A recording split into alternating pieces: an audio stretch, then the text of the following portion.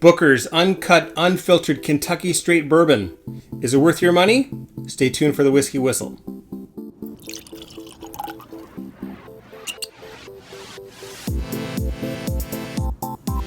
What up, my whiskey people? Mark here from Whiskey Whistle on YouTube, sharing a little whiskey awesomeness from Winnipeg, the center of North America, bringing you Booker's uncut, unfiltered Kentucky straight bourbon. This one is a whopping 127.4 proof or 63.7% alcohol by volume. It's 6 years, 3 months old, and for the bourbon nerds out there, this is batch number 2018-01E. Now, let me get that poured. Well, it's the I guess the one of the premier Jim Beam products. And it's their standard mash bill, which is 75% corn, 13% rye, and 12% malted barley. Just a little is good, I think. There we go. Now that's a lot of malted rye for a bourbon. Often you see 5%, 7% in that range. And I feel like what that is going to give to the whiskey is a little bit of nuttiness, a little bit of malty sweetness, obviously. So let's see what happens here. First of all, let's check out the color of Booker's and see what that looks like. And to me, it's a little bit brighter than my copper pot still in the back there.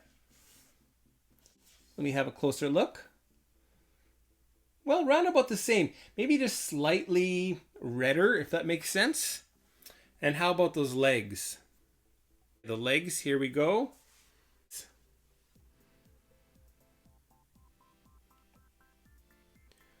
Again, because of the high alcohol volume, they don't show so much like lower proof bourbons, but you can see what's going on there. It's very, very streaky, and it looks quite thick and syrupy. Hopefully that's going to mean it's going to be a nice chewy bourbon. Let's find out. By the way, make sure you subscribe to Whiskey Whistle. Hit that little emblem right over here, and ding ding, hit the bell. That way you'll be notified of future Whiskey Whistles. What else? If you're enjoying Whiskey Whistle, jump in and join the Whiskey Whistle crew on Patreon, patreon.com/whiskywhistle. Check it out, okay? You'll get your name in the credits at the end of this video, and you'll also get advanced viewing of future Whiskey Whistles. Okay, so the nose. Let's go. Sweet. Kind of like maple syrup next to a bonfire. So you get this this subtle wood smoke, but you also have this really bold sweetness as well. A little bit of cherry lozenges in there. So cherry candy. Not overly big on the cinnamon, but we do have some wonderful spice here. Sweet, sweet ginger.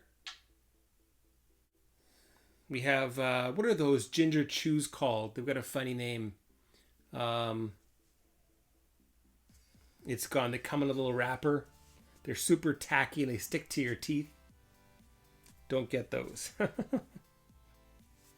want to say this could be, this smells like it could be an ingredient in a natural root beer. Toasted marshmallows as well, like almost burnt. All right, well that's pretty good. Let's get into the palate now. Cheers, folks.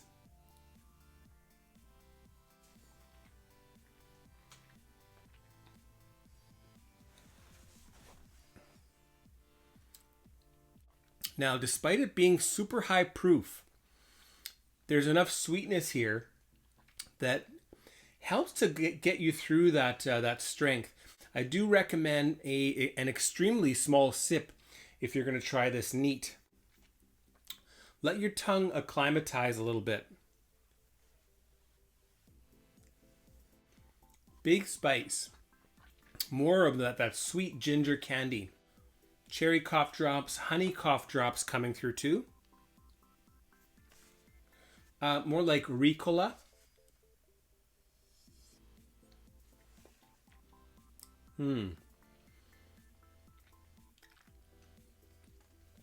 Very nicely mouth coating. And it really makes you salivate. And I'm even getting a little bit of eyebrow sweat, which happens for me when I have something that's on that sweet tart, that point of sweetness and tartness, kind of like underripe kiwi. And here it is. Now this is nicely sweet. It also has some really, really excellent tartness. So imagine very fresh lemons into a nice sweet lemonade that still makes you pucker a little bit. Even a little bit of like sweet tea as well. And I'm sure that would taste wonderful in a batch of hard iced tea.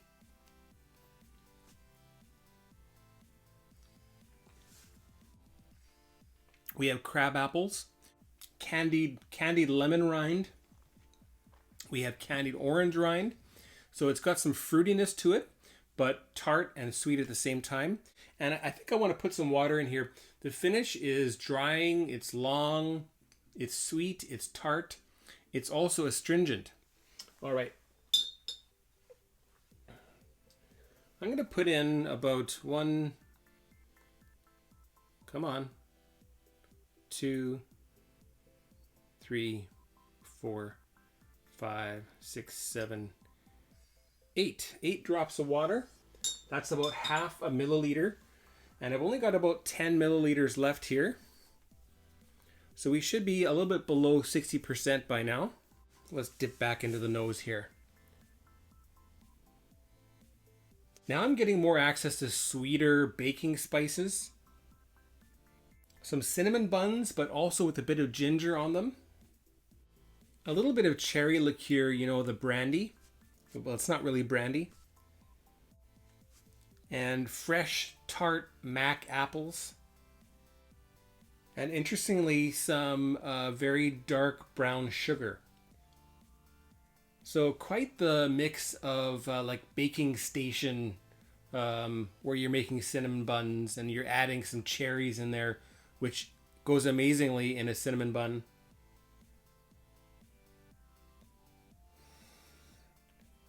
Maybe even a bit of toasted pecans. So you really got this interesting cinnamon bun developing here.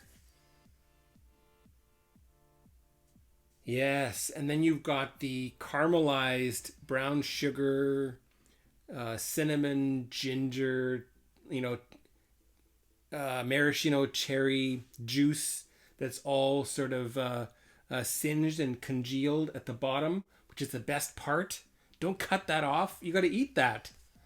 If you cut it off, what ends up happening when you take something like that and you try to cut calories by not eating the sweet part, all you're going to do is you're going to come back again and again and again, and you're not going to be satisfied. Whereas if you just have the one full-on, full sweet, full sugar dessert, you're one and done. And I think that's the best option for health, I think. All right, back into the whiskey. That's quite an aside. Okay, the palate with water. With water, super juicy. We have non-alcohol apple cider, spiced with cinnamon, mulled over the stove.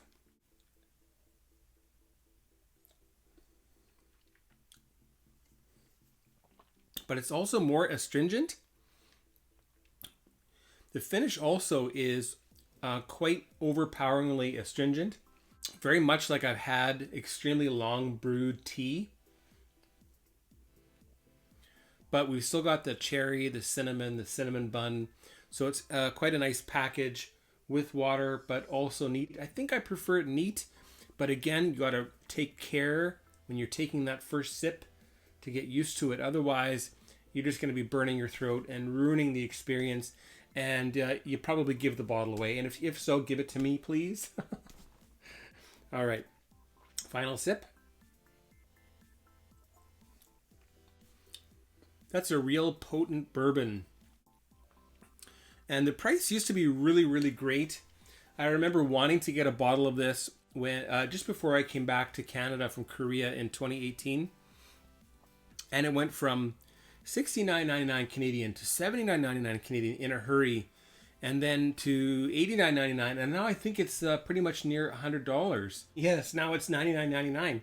So the price has gone up 40%, largely because of increase in demand. The bourbon market, the bourbon industry is flying, and it seems to know no end right now. So I get that. For $100, is there better bourbons? You know, there might be, but I think essentially all the bourbons that are round about this proof and this age, from a top-notch distiller like Beam Distillery, I think the price is going to be very much in the ballpark. If you want value, go for the bottled and bond, but even those are getting more expensive. There's options out there like Baker's 7-year-old, but really not much difference in price. So between this and Baker's, I think I'd probably go for the Booker's, just because of the proof, the value, and it is a very attractive box, I must say. I kind of wish that were glass, but I guess that'd be very dangerous, wouldn't it? All right, well, let's get on to the WhiskyWhistle Whiskey Score. Let me take one final sip first.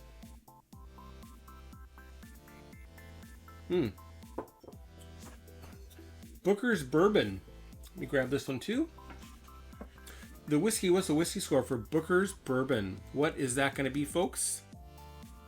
It's going to be 88 out of 100. You heard it, 88 out of 100 is the WhiskyWhistle Whiskey Score for Booker's Bourbon. Probably price varies depending on where you are, and sometimes they're on sale.